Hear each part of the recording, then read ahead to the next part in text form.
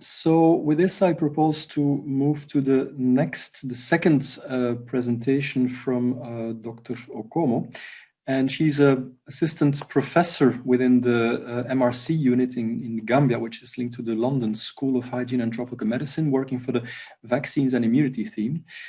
She's pediatrician epidemiologist by training and has well, more than 20 years experience in pediatrics and child health in West Africa. And the research she's doing focuses mainly on measurement, better management of the reduction in the burden of maternal and newborn mortality in developing countries, focusing in particular on neonatal infections, infection transmission dynamics, infection control, resistance, and stillbirth. She is also a member of the WHO sepsis expert technical group and is in a couple of technical and advisory committees, including the advisory group for the REACT toolbox. And this is a tool that some of you might be familiar with. It is an online open access repository of evidence-based information for action and antibiotic resistance. So I will leave the floor to Dr. Okomo now. If you would have some questions for clarification after the presentation, we might have time for one or two questions, mainly for clarification, because the more discussion, the discussion will be at the panel discussion. So with this, I'll leave the floor to Dr. Okomo to start her presentation. And again, don't hesitate to send questions in the chat for the panel discussion. Thank you. Thank you, Jochen, for the introduction. Bonjour, hello to everybody. I'm speaking from the Gambia. Next slide, please. So I'll be sharing some of our experiences in the Gambia working with hospital-acquired infections in the newborn. The picture in the background is the neonatal unit at the teaching hospital. So it's the only neonatal unit in the country. And you can see some of the babies are packed like sardines on the resuscitators, and that's just a part of the ward. Next slide, please. And so when considering neonatal infections, especially hospital-acquired infections, it's important that we have an idea of where the different points where the babies can acquire infections, and this is going to help in infection prevention and control. And so babies, as we know, could get infection in utero from the mom, as either if she has chorioamnitis or infection in pregnancy or during labor and delivery. But also once the baby is born, the baby is also exposed to different environments and different sources of infection. And you can see in the picture there, these could be unclean birth areas and unhygienic delivery practices, which could lead to infection transmission either from the environment to the mother before the baby is actually born, or transmission of infection from one mother to the other. And also you have the problem of overcrowded neonatal units, the hands of healthcare workers and family members and carers, also invasive procedures and monitoring devices, as well as contaminated intravenous fluids and medications, which is something I'm going to be talking about a bit more in the presentation. Next slide, please. And so in our hospital, I started working in the teaching hospital sometime around 2011, and I was really taken by the huge number of neonatal mortalities we were seeing during our clinical meetings. And so decided that it would be nice to have an audit of neonatal care and quality of care and outcomes in the hospital. And so we looked at this over a 4-year period between 2010 and 2013. And you can see here that neonatal presumed infection cases in the hospital over this 5-year period were about just under 5,000, and this accounted about 30% 30 to 35% of admissions. And what we noticed was that 94% of the babies admitted received antibiotics, but only 2% of babies had an investigation result available. And I think that amounted to about 26 blood cultures and 43 lumbar punctures over a 4-year period.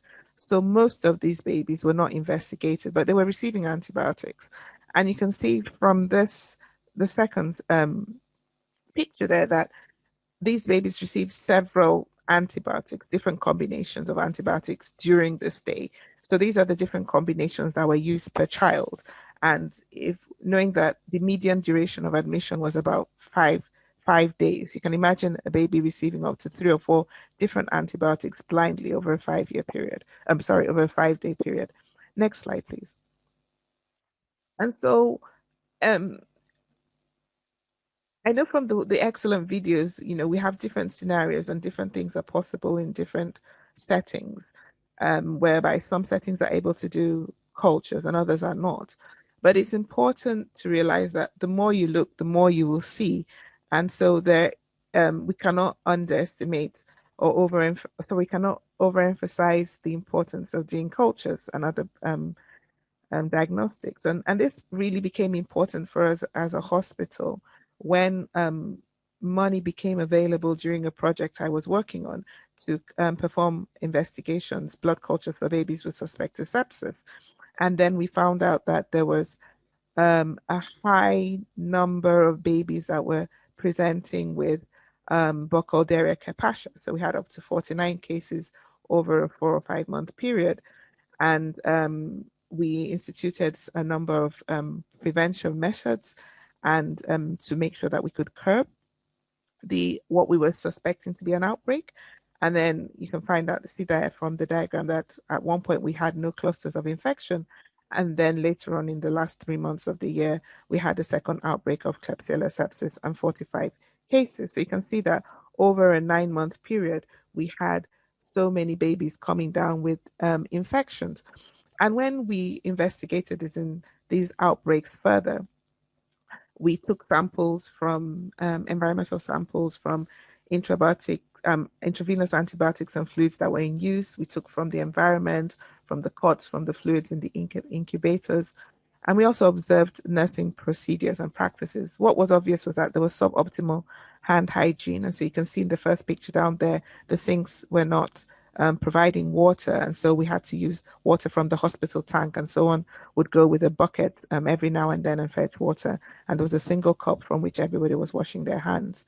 And then also we could see that the nurses were, the intravenous antibiotics and fluids in use were contaminated and contained Burkholderia capacea and the Klebsiella, which we identified. And this was down to the fact that the antibiotic vials would be opened and put on the tray, and then a single syringe would be used to draw fluid, intravenous fluids, normal saline. They weren't always using water for injection to reconstitute the fluids. And then from there, they will draw and administer these to the babies. Next slide, please. And so we were able to actually take our diagnostics a step further. And so we use whole genome sequencing to kind of complement the culture, that microbiological culture that we used, to see if these isolates were related and if we were truly dealing with an outbreak. And for the Burkholderia, the sequencing showed that there were different clades. And so the pathogens seemed to appear at different times in the ward. But we were able to also do some very advanced analysis, and it showed that the Burkholderia capacea had actually been endemic in the ward. It had been present for up to 8 years, even before we had identified it. On the other hand, the Klebsiella happened to be a more recent introduction, but instead of just being Klebsiella pneumonia that we thought from culture, the whole genome sequencing showed that it was also 2 different strains of Klebsiella. And what was interesting was that one of them had previously been unreported. And so without the whole genome sequencing, we wouldn't have been able to know that this strain, was existing in the unit. And both strains were multi-drug resistant and they were ESBL producing. Next slide. So we tried to really compare what we had found with what was going on in the rest of the continent. And so we did a systematic review of the causes of invasive neonatal infection in sub-Saharan Africa. We looked at it essentially over actually a 23-year period. We looked at things from 1980 to 2018, but we focused more on the last decade between 2008 and 2018, looking at data that was already available in databases, the literature available. And from the map, you can see that there are a lot of countries that did not have information, but then the countries that did have information, the number of publications varied over this period of time. And countries like Nigeria had the highest of 49 publications, South Africa had 19, and then most other countries had between 1 and 5. When we looked at the causes of bacteremia and sepsis that had been published, we could see that there were regional similarities in the overall pathogens, but the predominance of a particular pathogen differed across the regions. But what was interesting was that Klebsiella species was an important cause of bacteremia and sepsis across the different regions in sub-Saharan Africa. And when we looked at causes of meningitis, Central Africa and Southern Africa did report Klebsiella as a cause of meningitis in the region. Please, next slide, please. And so we are well aware of the fact that there are instances where there are no blood cultures, and what do we do? I think it's safe to assume from everything we see that if there are endemic infections in the ward, and so babies are getting hospital-acquired infections. So whether one is able to look for it or not, they are there. And then the problem now is, what are these pathogens? And so if you can't culture the baby, I think one thing you could do is microbiological surveillance of high touch surfaces. And that's something we did during our outbreak and even afterwards for a period of time, as long as we had funding. And in the picture, you can see I've used those green areas those green stars, more or less, to indicate some high touch surfaces in the neonatal unit that, staff or carers touch frequently. And these are likely possible sources or reservoirs of infection. And the insert at the bottom shows what is called a dip slide.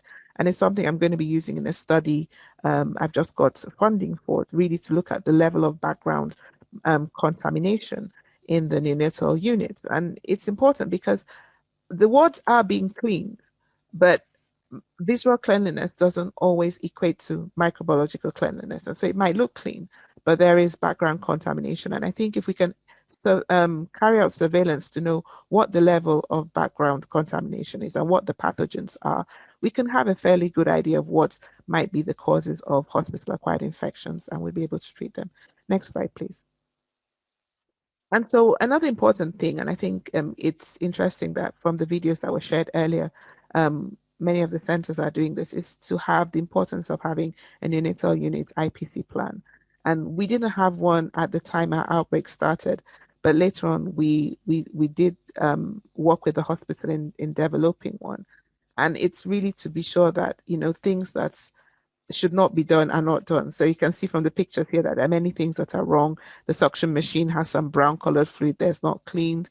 You have several vials of intravenous fluid which are open there, and a single syringe from where the fluids are collected and given to the babies or put in their fluid sets, which is wrong.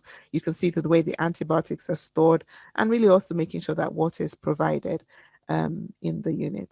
Next slide, please. And so I just want to end there, and I'd like to say that it's really important that we address hospital-acquired infections, and we also work on preserving our antibiotics and antimicrobial stewardship, as Mike has talked about, so that we can transform care for small and sick newborns, and hopefully we'll be able to meet or almost meet the 2020 SDG targets to end preventable newborn death. And so let me end by acknowledging my colleagues and co-authors. Thank you very much.